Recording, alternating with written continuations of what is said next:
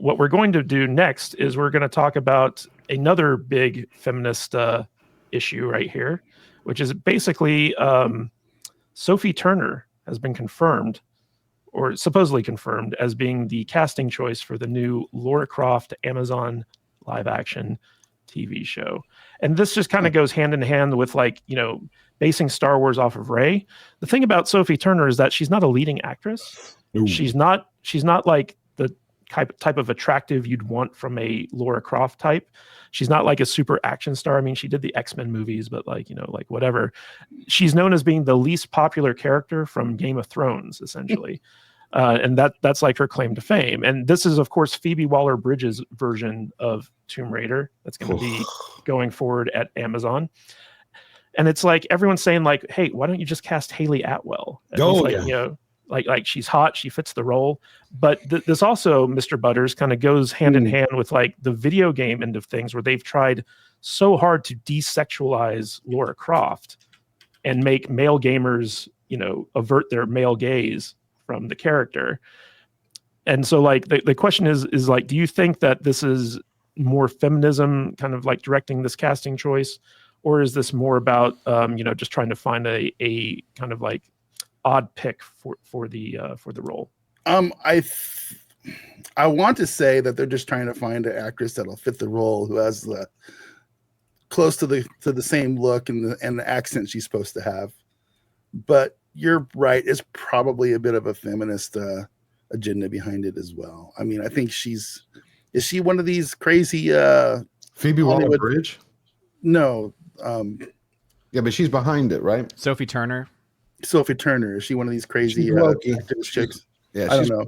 She's wokey. She's not a nutcase activist on every day, but I don't see her picture come up when we're talking about the woke Hollywood ladies out there so much, but I just don't see her in the role personally. I don't think she's the right fit for it. I don't think she's got the action star chops behind being able to pull it off. You know, she doesn't have the presence. She has no presence, no gravitas. Right, exactly. And then the boobage. You need some. I mean, you have to have it all. I mean, you gotta have a little bit. Unless you actually have a good movie. Like, that's the other thing too, because, like, I think about, I just remembered, Alicia Vikander was literally in a Tomb Raider film not too long ago, and the problem wasn't her, the problem was the movie. The movie just wasn't very good. Yeah, I didn't hate that girl that played the last Tomb Raider. In fact, I thought she was fine. But I don't see Sophie Turner in the role. It's a weird casting choice to me. Right. So is Phoebe Waller-Bridge producing this one? That's what I don't understand. No idea. She's producing and the head writer. Okay, see, that answers your question. Phoebe Waller-Bridge is an activist nutcase. And all of a sudden, I have zero desire to watch this movie. Well, that's come on. You saw the way it went in Dial of Dysentery. I mean, everything she's been in. Well, George, you know, this is a series that has been championed by Jennifer Salke, the head of Amazon Studios. There you go.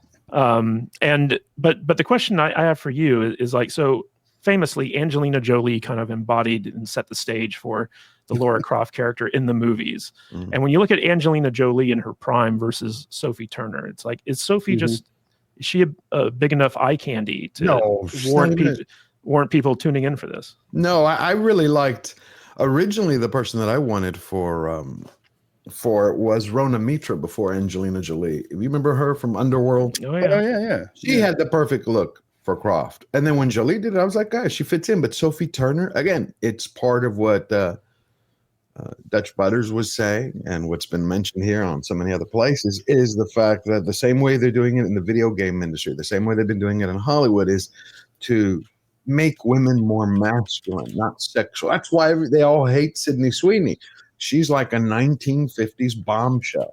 You know, she flaunts sexuality. She goes, I'm hot, I'm beautiful, this is what's it. And that people love it. It gives people to look up to. Is my audio okay, by the way? I keep hearing this word. I'm just making sure. Is it too low or too high? It's fine now. It's fine now. Yeah. Okay. So I think, no, I don't think Sophie Turner fits. I think it's going to be a bomb. Jennifer Salke has been, I think, a major cause of the destruction over at Amazon and Amazon Prime. Just look at Rings of Power. Season 3 still hasn't been announced. They burned through $1 billion between buying Rings of Power. Rangs, yeah. Rangs. I'm more like call it panderings of power. But most projects she's had a direct that she's been directly in charge of have shit the bed.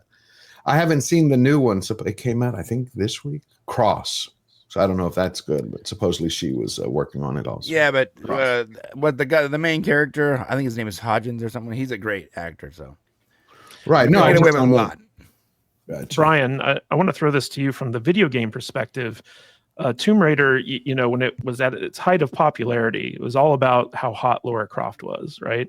Right. And then, like, as what's her name, feminist frequency lady, forget her name. Anita Sarkeesian. Yes, Anita Sarkeesian. Whatever her Like, name like is. Yeah. she really kind of like zeroed in on Tomb Raider as like the primary example of why toxic masculinity in video games was bad. And since then, all the studios that have made Tomb Raider games have tried more and more to basically like lower her bra size, have her wear like more covering clothes. And it's even so bad that I think in the recent Netflix anime version of Tomb Raider, they made her pretty much like flat chested and also kind of gay, from what I understand. Haven't watched it. So why do you think the video game industry keeps going down this route when they know that all of the players for these games are men and they just want to see eye candy? Well, a big part of Tomb Raider wasn't just the way she looked. Like the mechanics were also good. The story was pretty good.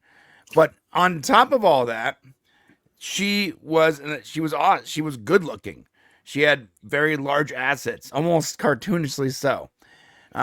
So you had, this beautiful character that every single generation of gaming, they made her better looking, more and more better looking. You had great mechanics in the game, like the way the game was played. You had a cool story. Like it was an all around entertaining game. I'm not sure why it's like they're trying to rewrite history by modifying what she looks like and making her basically a man. Like you're taking everything that about her that is a female and you're changing it to what a male looks like. At what point does it, and even the mechanics have gotten dumber. So the mechanics are dumber. The character is basically a man. So basically we have a dumbed down version of name your adventure game here. Like it's there's nothing unique about it anymore. The mechanics are dumb. The story is lackluster, and the character is barely a woman. So what is it? What we got? Far Cry. What are we playing right now? Yeah. It's again. Remember, look at some of the games that have come out recently. Was it Dustborn that received $250,000 part from the USA, from the government, and then from Norway and France? And when you look at the official proposal for the entire project, it was about what? It was about pushing a message, intersectional storytelling, how to identify groups, how to promote the LGBTQ agenda, how to promote that words have power, that they can be as hurtful as physicality. I mean, everything, there's a reason for it. It's the same reason why they lost the election. Same reason. People don't want this anymore. Yeah, speaking of which, I want to throw this to Odin for his take on it, because Odin, Hollywood has over the past 4 years, and I'd say probably even going back further than that, but specifically in the last 4 years, has tried very hard to basically eliminate masculinity from their, from their offerings, essentially. And part of that is basically to try to, again, like the problem with fourth wave feminism is that it punishes men. It basically attacks masculinity, and they want to kind of elevate women at the expense of men, as opposed to trying to make things equal and celebrate the differences and strengths of like both different genders. In fact, most of these people couldn't even define what a woman was for the last 4 years, right?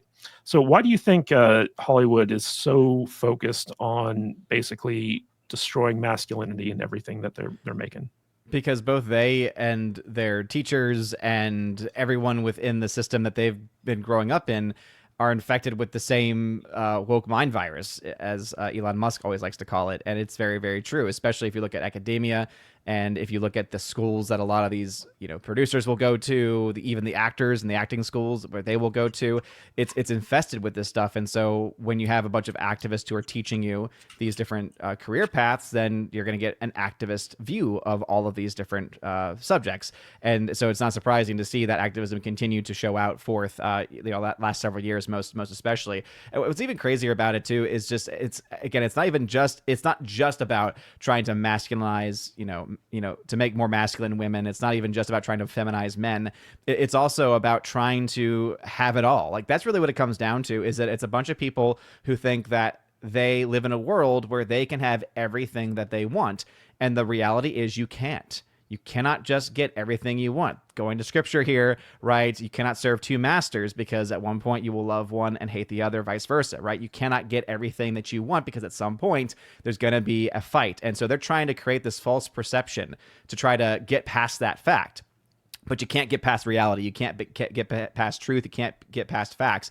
And so they want all of the benefits of what being a woman is, but not actually anything as far as what a woman actually is. And so that's why they want to be able to get the certain things that they have deemed men and masculinity have been able to attain, while at the same time getting their benefits. A great example of this would be like the women's soccer team, right? They want to be able to have that same great contract they have where they get guaranteed money, but they want the same bonuses that the men's team get, even though the men's team takes that more risky contract where they don't get any guaranteed money, right? They want everything. And this is applying to both the sports leagues, the news media, Hollywood, all of the places. And so ultimately it's a huge cultural problem that we need to address. And it really comes down to, and I'm really hoping, especially with this new administration coming in, if we can make a huge dent in especially that Department of Education and trying to really make a dent and do some damage against this industrial complex of education, I think we might be, taking some steps towards a better future. Speaking of a better future, Tom, why do you think it's so hard for Hollywood to make a good Tomb Raider offering, whether it be a movie or a TV show? They seem to be struggling to try to take what it's essentially just Indiana Jones, but with boobs, and translating it into something that the male fan base who played these games and, have carried this IP forward actually want to consume. Like, I think the Netflix cartoon is a prime example of that, where it's like, who did they make that show for? It wasn't the Tomb Raider fans, right? No, I don't care. Is that your answer? Final answer? Mostly. Look, I mean, as far as making Tomb Raider work, I said this the other day. The video game thing is going to be a hit and miss thing. I know some people think this is going to be the next coming of whatever comic book movies. No. Because some video games are just not going to be able to be translated. Some video games are going to be able to be translated just fine, like Mario Brothers and Sonic. But some you'll be okay with, like Mortal Kombat. But similar ones like Street Fighter, I think, are going to struggle. Because Mortal Kombat has a lot more lore to pull from than Street Fighter, for instance. And then you get into the whole fundamental conversation of what makes a video game adaptation and all this other nonsense. Well, when it comes to Lara Croft and Tomb Raider, the problem there is it's kind of a carbon copy of a carbon copy with tits. So you have a problem that it's Indiana Jones with tits already. And then it's a video game. And then you have the Angelina Jolie movies, which the way they were able to get around basically just mimicking Indiana Jones, they basically made it Indiana Jones meets James Bond with tits. Okay, so that's how they did that. And that's really all you can do at this point is that. Because otherwise it's just going to be mimicking Indiana Jones or trying to do something that's been done a million times to death. And Tomb Raider's real appeal outside of her major assets, which of course I'm talking about the guns, not tits this time. No, I'm kidding. Which they took away from her in the last movie, and I think have taken away from her since in other forms. I mean, it's just, at the end of the day, the character is not anything remotely close to what it used to be or represented to begin with. And it is kind of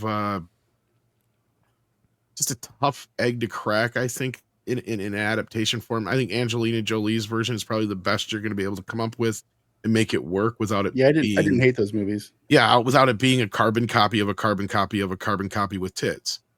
I mean, really, that's the problem with it. It's not a franchise that screams out, make a movie out of me or make a TV show out of me, because the appeal of it is the video game, right? It's you getting to go in and solve the mysteries and find the artifacts with her and the gunplay and all that other kind of stuff, and getting to watch the jiggle effects and all that kind of business. Sophie Turner, at least she's white and red haired, I guess. But at the end of the day, yeah, that's what it feels like with her, right? They just say, "What do we have a British actress out there that has some curves and red hair and I mean, really, Haley British Atwell accent. is Tomb Raider. Let's be real. What perfect. Yeah, that's a perfect casting. Thank you for saying that. Oh my gosh, she's perfect, and she could do action. What are you doing? She's got the tits, and she's got curves.